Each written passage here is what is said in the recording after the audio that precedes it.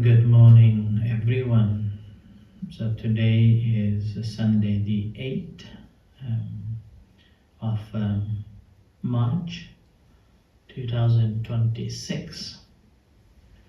We are all gathering at this time to do this morning chanting to show our respect to the Buddha for his kindness and compassion. And it's also time for the reflection and recollection and a practice. Today is also the day that about 11 years ago my mother passed away. So according to the moon calendar, known as today. So my family members, my brothers and sisters, went to the monastery and offered the dana today in memory of my mother's death anniversary.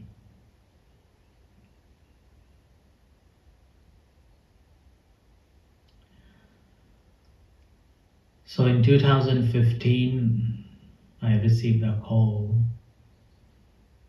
and somehow on that night, I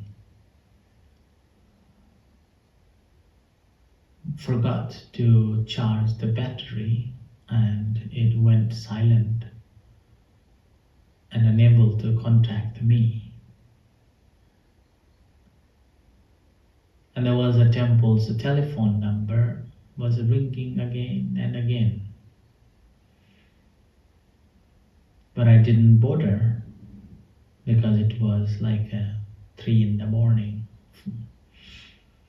But however, around 5 o'clock, I felt very unusual why the phone was ringing. So I went out and picked up the phone. And there was my sister and told me that there is a chance that my mother will be dying within this 24 hours as the doctors have announced.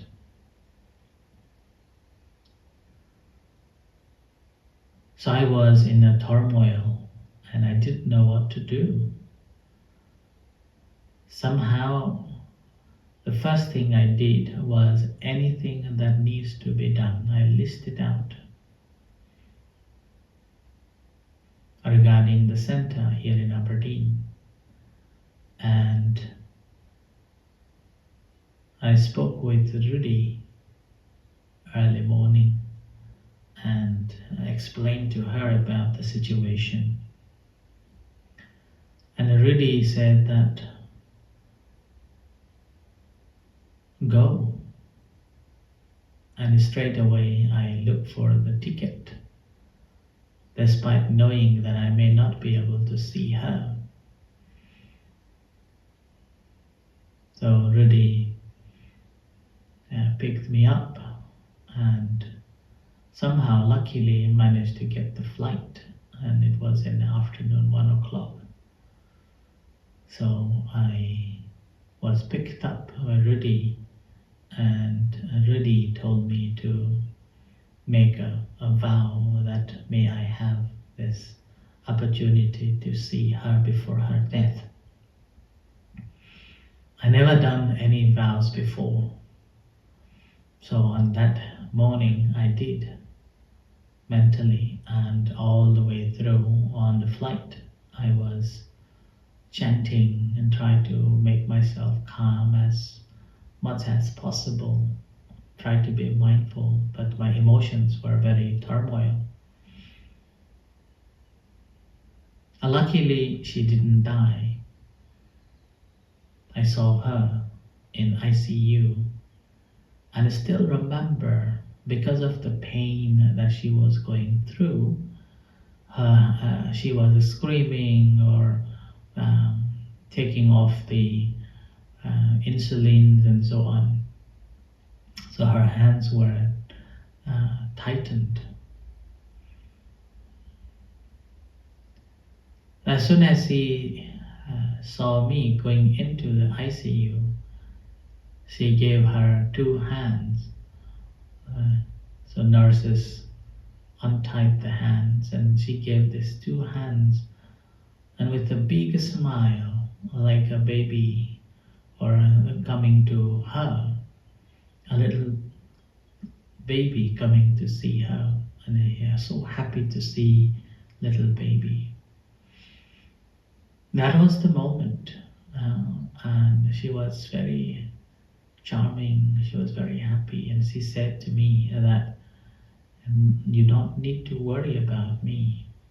You just look after yourself and do your duty. And my response was, I'm here to do my duty. So with that, I was with her in ICU for some times, and you're not allowed to stay more than 15 minutes. So on and off with her. So I stayed. She stayed in the hospital for almost 2 weeks, and I was there almost every day, even sleeping in a hospital and giving her company, and I was telling her to meditate now and then, and telling the stories of what I have done, what I have been doing, and telling the stories from the Buddhist scriptures and so on. So eventually, after almost 2 weeks, so she passed away.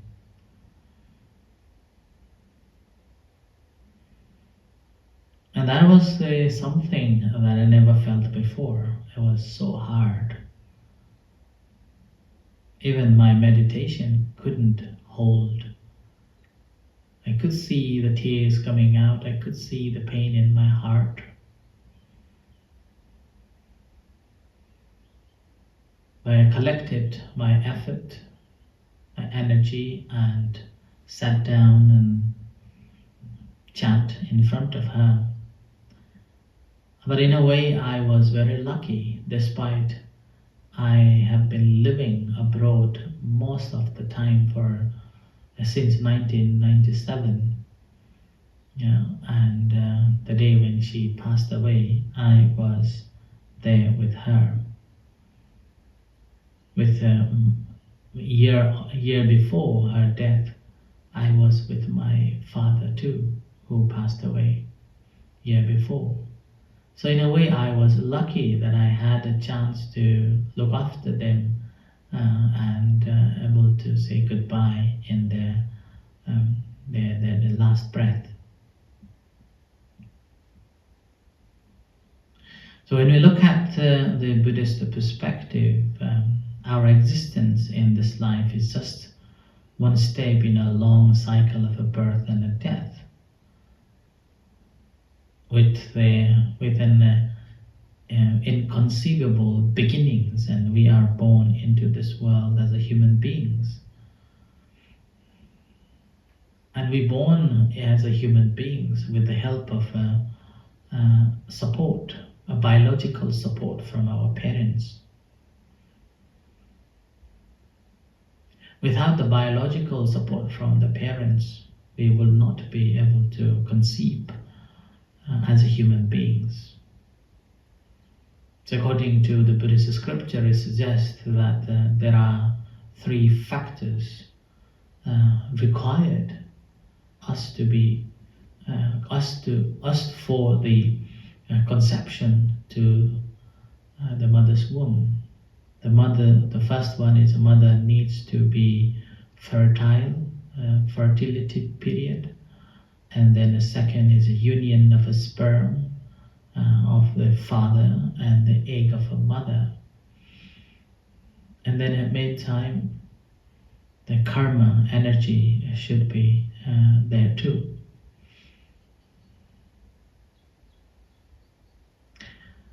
Most important is the consciousness got to be there as well. So this consciousness is the one that leads us to be reborn. And then from the time of the conception, one's biological life depends on the parents. And again, this is mainly the mother who has to go through immense physical and a mental hardship for many months.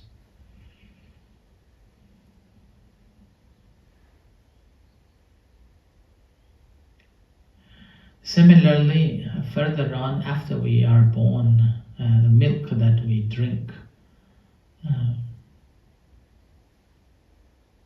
is like the milk that we drink from mother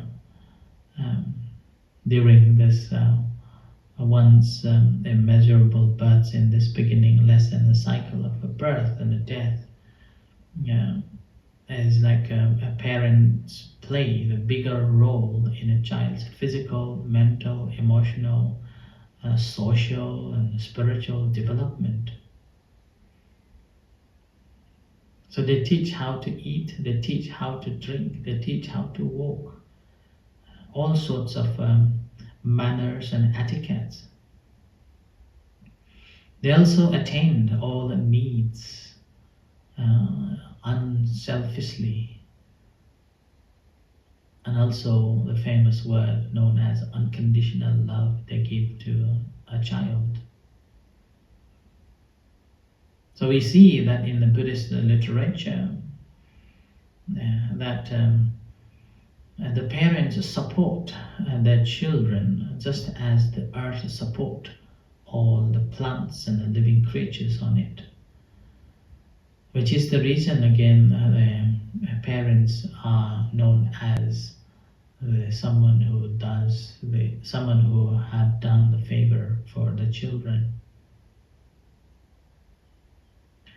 And we also can see the examples of parents always there for child or children, and the children learn the virtues from the parents. Parents are always children's first teacher.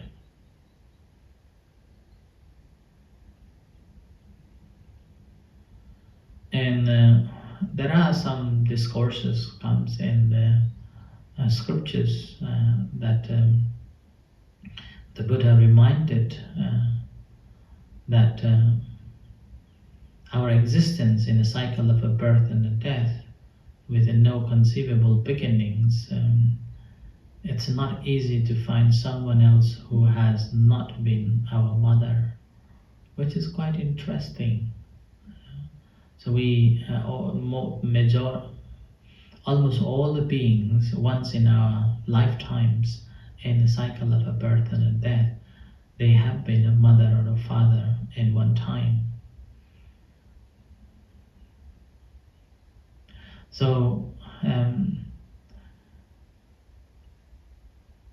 according to these principles, it suggests that we have to be very mindful that one time the beings have been either parents or our siblings. So with that, we are in a way in the cycle like this. But whichever form we're born, whichever life that we are in, every time the parents will look after, take care, and even happy to sacrifice themselves for their child.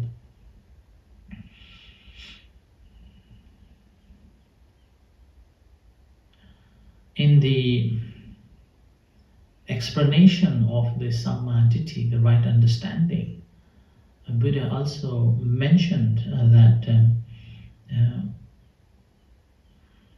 the right understanding that there is a mother, there is a father. So this also has to be understood, because sometimes people think that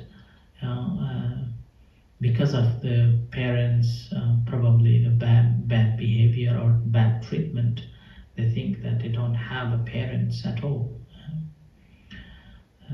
So that's why it is there is something that we have to accept, and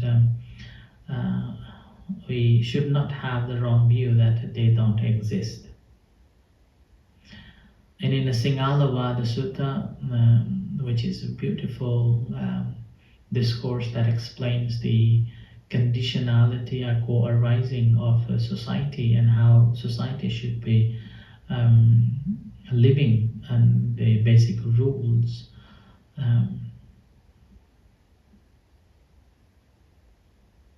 explains about the 60 directions. And one of the directions is the direction where the parents are. So, and then explain that parents are in the east directions. So, and the parents, they support us in various ways. As a result of that, as a child, we have a responsibility to repay too.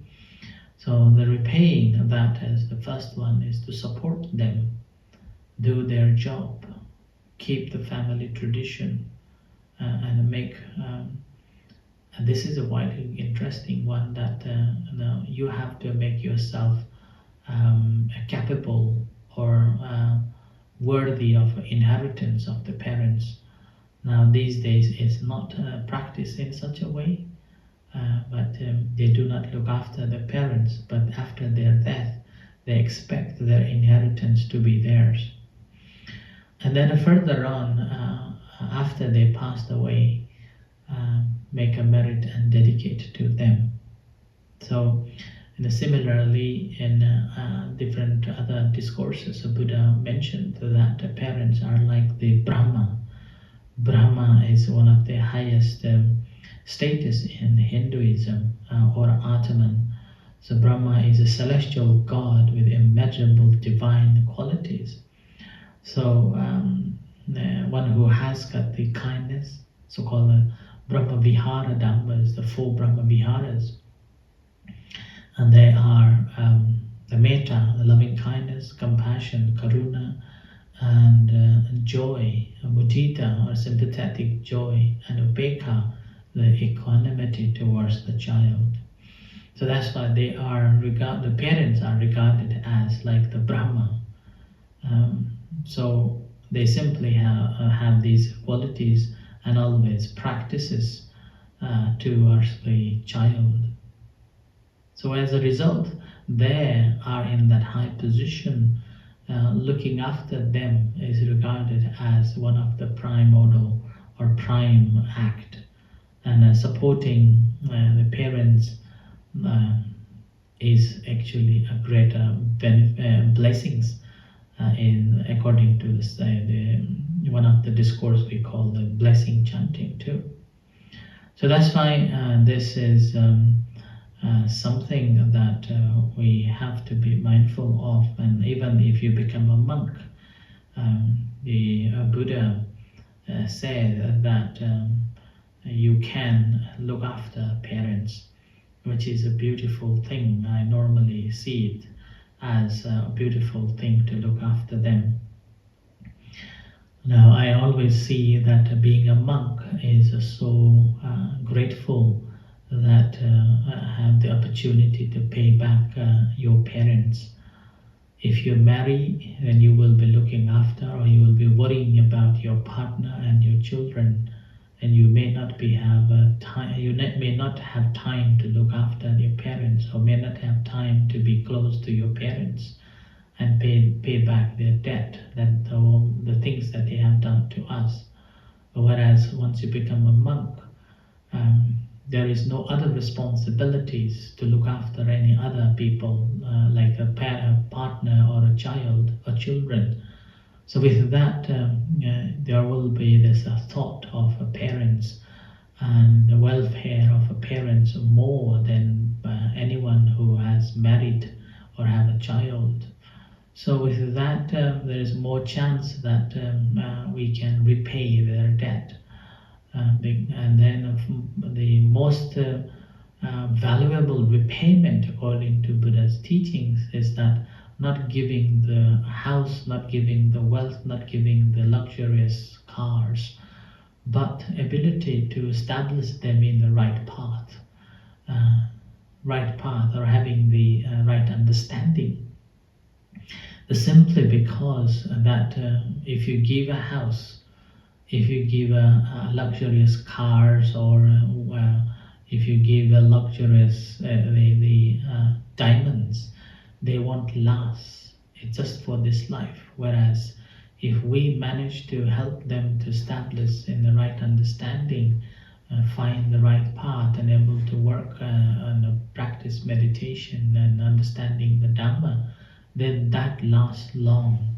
Not only to that brings welfare and happiness in this life, but also help them to find the good life for in following lives in the samsara, and this also be the cause for finding the path and the fruition on the journey, so that they can liberate themselves. So that's why, according to the Buddha, so giving them knowledge and having a right understanding is the most important part, which is the reason why when the Buddha became enlightened, he even went, according to the story, the legend that says that he even went up to the heavens to teach his mother, who was reborn in the heavens.